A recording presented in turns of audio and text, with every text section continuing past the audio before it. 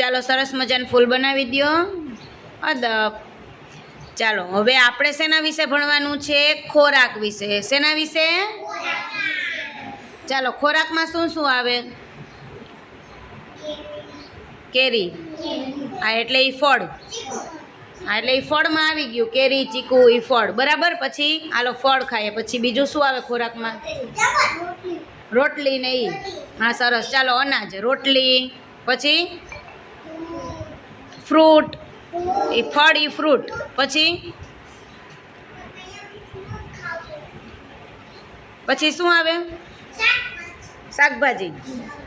હા શાકભાજી. સરસ. પછી ચણા ને ઈ. સરસ. ચણા, મગ. સરસ. પછી રોટલા. પછી દૂધ. હા છાશ.